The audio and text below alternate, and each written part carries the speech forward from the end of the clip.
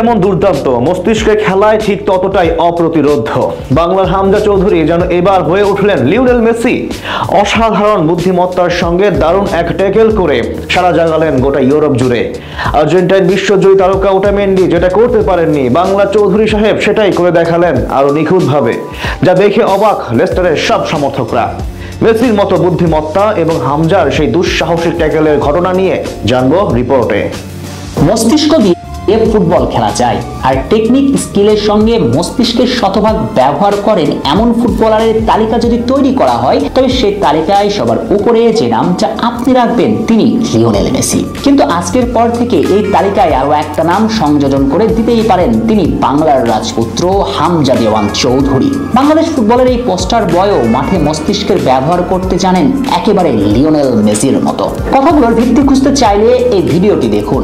Charlton উইঙ্গারের আক্রমণ স্লাইডে clearance করলেন হামজা, খুব সাধারণ চোখে যেটা স্পষ্ট, কিন্তু একটু গভীরভাবে দেখুন তো।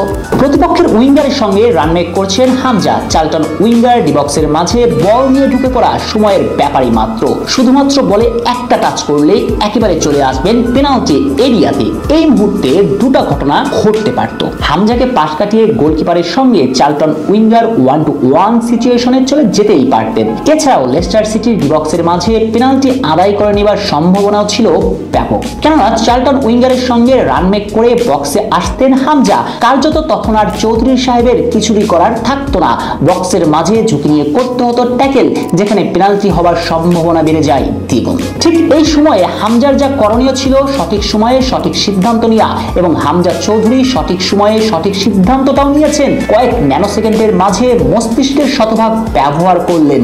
ঠিক এক টাচে যখন ডিবক্সে ঢুকবেন চার্লটন উইঙ্গার, সে সুযোগই দিলেন না, হামজা স্লাইড মেরেই বল ক্লিয়ারেন্স। এখন বলতেই পারেন এ আবার এমন কি ঘটনা? না, ঘটনায় স্পেশাল কিছুই নয়, তবে হামজার মস্তিষ্ক তড়িৎ গতিতে যে সিদ্ধান্ত নিয়েছে সেটাই বরং বড্ড স্পেশাল। দেখুন, একটু পিছন ফিরে আসি। কাতার বিশ্বকাপের ফাইনালের কথা নিশ্চয়ই মনে আছে সবার। ফ্রান্স যে প্রথম পেনাল্টিটা পেয়েছিল তার দায়টা কার? একটু খেয়াল করে দেখুন। কিলিয়ান এমবাপ্পের কাছে যখন বল লুজ করলেন ওতামেন্দি, এরপর আর্জেন্টাইন ডিফেন্ডার হাস্যকরভাবে রানমেক শুরু করলো এমবাপ্পের সঙ্গে, অথচ তার বোঝা উচিত ছিল গতিতে কোনোভাবেই তরুণ এমবাপ্পের সঙ্গে পেরে উঠবেন না তিনি। তাই কার্যত ডিবক্সের বাহিরে এমবাপ্পেকে ট্যাকেল করা উচিত ছিল ওতামেন্দির। তাতে করে ফ্রান্স ফ্রি কিক পেত, আর ওতামেন্দি বড়জোর একটা ইয়েলো কার্ড পেতেন ফাইনাল মঞ্চে, যেটা থোড়াই কি আর। কিন্তু সে কাজটা তিনি করলেন না, করেছেন বক্সের মাঝে গিয়ে, তাতে রেফারি কল করলেন পেনাল্টি। ঠিক এই জায়গাতে খুব দ্রুত সিদ্ধান্ত নিতে পারেননি আর্জেন্টাইন জেনারেল ওতামেন্দি, তাতে খেসারত দিতে হয়েছে স্ক্যালোনির পুরো দলকে। ওই পেনাল্টিতেই তো মোমেন্টাম পেয়েছিল ফ্রান্স।